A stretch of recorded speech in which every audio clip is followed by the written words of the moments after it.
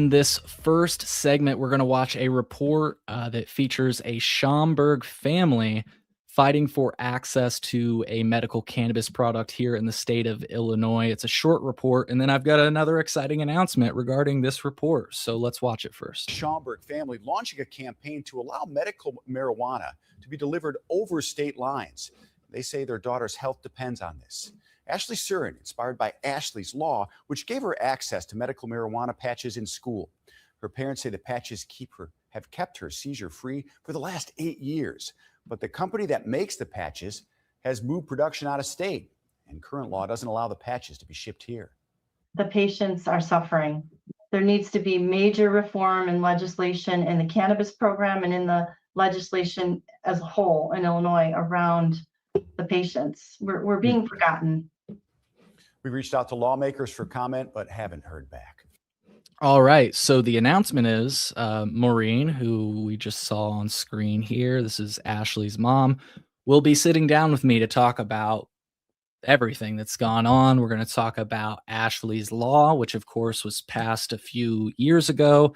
So we'll recap a little bit of history, but then we're going to be talking about exactly this issue and what they hope to move forward with. And I wanted to announce that in case any of you had any questions that you'd like to submit to the family. I'll definitely consider that. Please drop them as comments below, and I would be happy to share them with the family. So that's the first exciting announcement. I'm really hoping that we can somehow make a difference on this issue. It's definitely a complex one, but I think covering it and discussing it is at least step one of even trying to tackle it and resolve the issue. So curious what you all think, curious what questions you have. Drop them below, and I'd be happy to ask.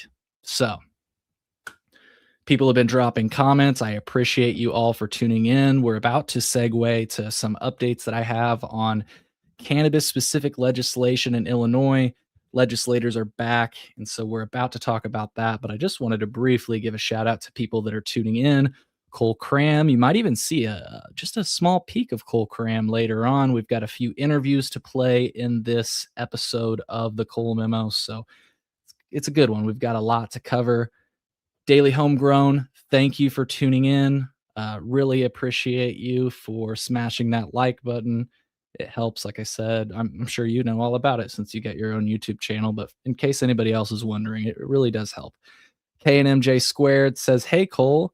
Hey, I think I saw you this weekend. I could be wrong. Genetic Memory Farms stopped by. Some cat on the internet says they're working in the coal mine. I love it. My coal miners out there. Got to make sure I spell miners the correct way, though. You know what I'm saying? People yeah, anyways. So Brandon Krieger says that he just stopped in and missed the beginning of the episode, but doesn't Mary's make the same patches on the hemp side? It is a question that I plan to bring up. I think their issue is that the Mary's hemp patches only have CBD in it, and the combination, or the, for lack of better words, full spectrum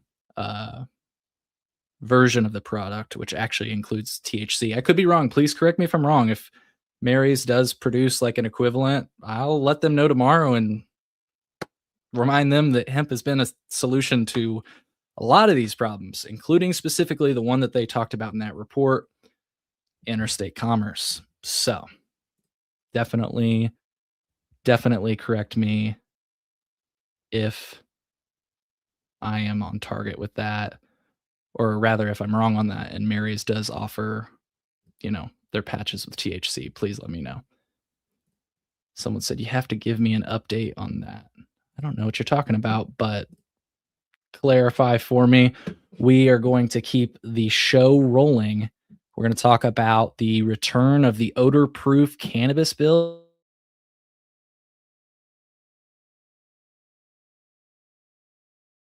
Looks, am I frozen right now? I don't know if I just froze for you all. I froze on my screen. I'll answer this question really quick before we segue. Genetic Memory Farms asks, what is the legal argument they're making for shipping medicinal cannabis between states? Is it to adjoining legal states, or is it passing through illegal areas? I think, the note that I took from the conversation I have had so far is that they just basically said this is medicine and it should not be a crime to get our medicine. And they would, yes, like to get it from another state. But I don't know if they have like a specific solution or not. And thank you folks for confirming that I'm back and that was just a hiccup. Hopefully that is indeed the case and we don't have any other issues as we move forward.